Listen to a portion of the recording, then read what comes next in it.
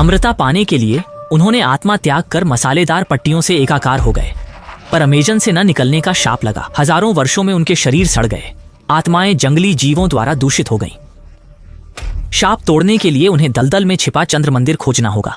कहते हैं पूर्णिमा पर मंदिर का सूखा पेड़ जादुई फूल खिलाता है जो सभी रोग ठीक कर सकता है। हजारों साल से खोजी इस पेड़ को ढूंढ रहे हैं, जिसमें स्पेन का वीर रोड एगुइरे भी शामिल है। बेटी की बीमारी से मजबूर उसने वादा किया कि वह अमेजन से चंद्र आंसू लाएगा ताकि बेटी फिर से दौड़ सके। इस विश्वास से उन्होंने समुद्र पार किया, पर अमेजन की जटिल नदियों में फंस गए। जंगल के खतरों ने लोगों का इरादा नहीं बदला। बेटी को बचाने के लिए जल्द मदद करने हेतु भाई ने अमेजन की हर नदी का पता लगाया और खुद एक विस्तृत नक्शा भी बनाया। फिर भी वे कुछ न पा सके। जंगल ने उन्हें स्वीकार नहीं किया, एक एक करके उनकी जान लेता गया। पर एगुइरे के लिए बिना चंद्र आंसू के बेटी को बचाना असंभव था। उसका जीवन बेमानी हो जाता। जब आदमी हार मानने को था, तभी पेड़ के रक्षक ने उसकी दृढ़ता से प्रभावित होकर बचे हुए लोगों को गांव वापस ले आया और चंद्र आंसू से उनकी सभी बीमारियां दूर कर दी। उन्होंने अपनी आंखों से फूलों का जादू देखा, जिससे एगुइरे को बेटी को बचाने की जल्दी। उसने मूर्खता पूर्वक मंदिर का स्थान बताने वाली पवित्र वस्तु मांगी, यहाँ तक कि जादू खोजने की धमकी दी। मुखिया के मना करने पर एगुइरे पागल हो गया और उपकारी पर चाकू तान दिया। एक महत्वपूर्ण क्षण में प्रमुख की बेटी पवित्र वस्तु लेकर भागने लगी, पर लाल आंखों वाले रॉड एगुइरे ने कियांग भाई ने अपने भाई की डकैती रोकने की कोशिश की, पर उसे गद्दार समझकर एक घातक वार किया गया। प्रमुख ने अंतिम शक्ति से इन बाहरी लोगों को अमेजन न छोड़ने का शाप दिया। तभी कियांग ने पाया कि जादुई फूल के कारण वे सब अमर हो गए थे। इससे फंसे एगुइरे का गुस्सा और बढ़ा। वह कियांग को पाकर 8 बार छुरा मारना चाहता था। रोज मरने से बचने के लिए कियांग ने एगुइरे को एक गहरे गड्ढे में फंसाने की योजना बनाई। लियो कहाँ? जंगल उन्हें अमेजन में नहीं खींच सका, तो बेलों ने उन्हें पत्थर की मूर्तियों में कैद कर दिया। लंबे समय तक उनके शरीर क्षीण होते रहे, जब तक कि उनकी आत्माएं पूरी तरह राक्षस न बन गईं। कियांग ने इस दौरान पास में एक छोटा शहर बसाया। जैसे जैसे बाहरी लोग आने लगे, उसने अपना जहाज मूनलाइट गॉडेस बनाया। अमेजन की हर नदी खोजकर मंदिर ढूंढना और शाप तोड़ना चाहता था। बिना किसी सुराग के कियांग ने अपनी किस्मत मानकर अमेजन में काला गाइड बन गया। एक दिन एक अंग्रेज महिला आई। कियांग को चांद के आंसू खोजने के लिए दलदल में ले जाना चाहती थी। जब उसने सैकड़ों साल पुराना नक्शा दिखाया, कियांग हंस पड़ा। उसे इस बेकार किंवदंती का पीछा न करने की सलाह दी। लेकिन बातचीत में उसने देखा महिला के गले में वही पवित्र वस्तु थी जिसमें मंदिर का रहस्य छिपा था। कियांग ने तुरंत मन बदला और कहा केवल वही उसे मृत्यु दलदल से पार करा सकता है। जैसे ही सब यात्रा की तैयारी कर रहे थे, अचानक पानी से एक विशाल पनडुब्बी निकला और यह व्यक्ति जर्मन शाही परिवार का है जो चंद्रमा के आंसू की संग्रहालय से पवित्र वस्तु पाने के लिए धन खर्च किया ताकि चंद्रमा के आंसू से अमर सेना बनाकर विश्व युद्ध का रुख बदल दुनिया पर राज्य कर सके।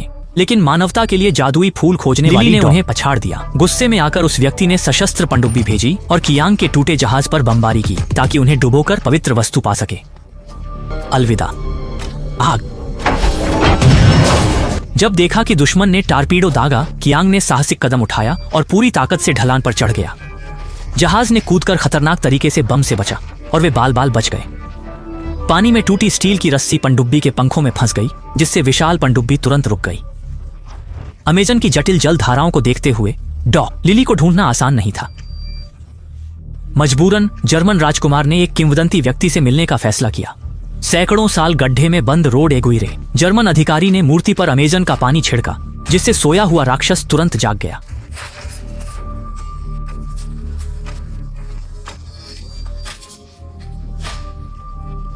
दोनों चंद्रमा के आंसू खोजना चाहते थे, इसलिए उन्होंने लिली से पवित्र वस्तु छीनने का प्लान बनाया।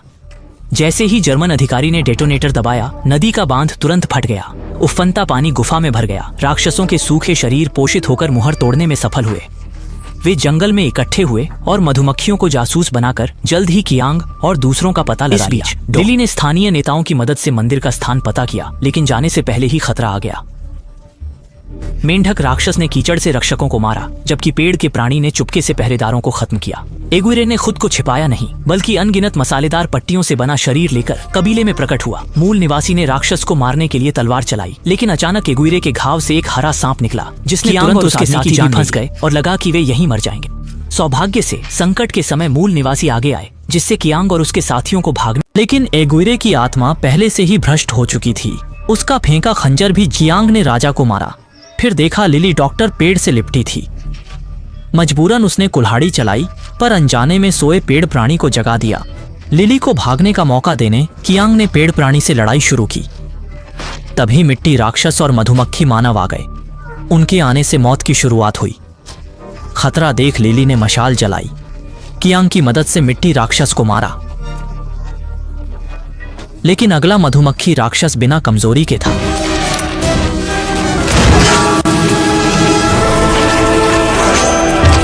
मधुमक्खी ने लिली की गर्दन से पवित्र वस्तु छीनकर एगुइरे को दे दी। पेड़ प्राणी ने एगुइरे को उठाकर भागने की तैयारी की। कियांग पीछे भागा, पर राक्षस ने उसके दिल में तलवार घोंप दी। कियांग ने अपने शरीर को छेदा, पवित्र वस्तु लिली को दी और गहरी खाई में गिर गया। दोनों ने रस्सी काटी, नाव का उपयोग कर सुरक्षित जमीन पर उतरे। नेता ने लिली को जंगल में भेजा, क्योंकि राक्षस नदी से दूर जाते ही लौट जाएंगे। लिली राक्षसों से बची, पर कियांग को नदी किनारे जीवित पाया। कियांग के शाप को तोड़ने वे चंद्र मंदिर के दफन स्थल पर गए।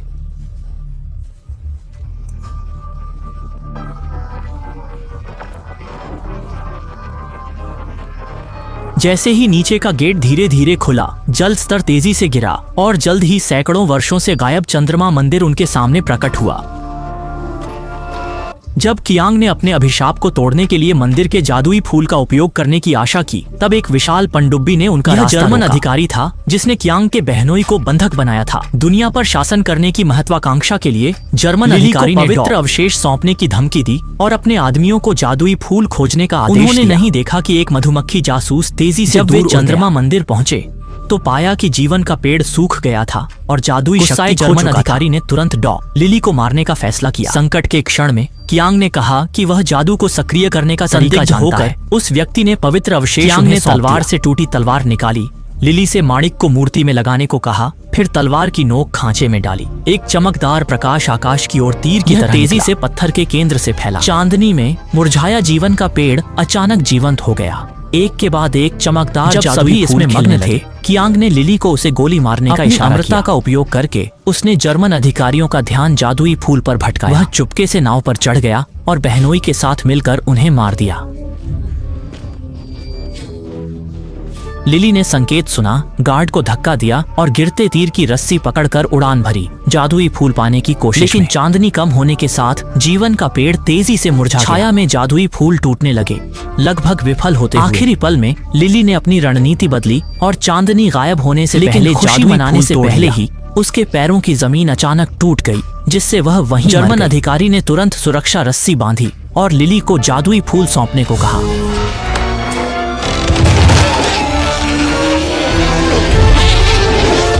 कियांग ने लिली की याद पर मुड़कर जहाज पर फूल पकड़ा। तभी मुहरबंद जासूस लौटा और धीरे धीरे मानव रूप लिया। अमेज़न में सदियों से फंसे राक्षस लंबे समय से जादुई फूल की ताक में थे। उन्होंने निर्दयता से जर्मन अधिकारी को मारा, लिली पर हमला किया। कियांग ने प्रियजन को बचाने के लिए फूल से एगुइरे का ध्यान खींचा, फिर बहनोई और तेंदुए को भेजा ताकि अमेज़न का प्रवाह रोका जा सके। केवल ऐसा करने से राक्षस पत्थर बनेंगे, पर ड्राइड ने कियांग को रोकने के लिए कांच तोड़ने की कोशिश की। राक्षस ने कियांग का गला दबाया। हालांकि वह शक्तिशाली था, इन अमर प्राणियों के सामने वह जल्द ही कमजोर पड़ गया। एगुइरे ने कियांग की हथेली खोली, तब पता चला कि उसने फूल लिली को भिजवा दिया था। अब भागने का समय नहीं था। देवी 80 किमी घंटे से दीवार से टकराई। नदी सूखी, सभी पर श्राप लगा।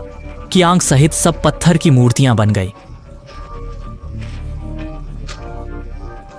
लिली ने दुखी होकर कियांग को छुआ। चंद्र अश्रु की कहानी याद आई। अंतिम फूल उसके मुंह में डाला और अभिशाप टूट गया। अंत में कियांग और लिली अमेज़न छोड़कर लंदन गए, जहां उन्होंने बेफिक्र जीवन जिया।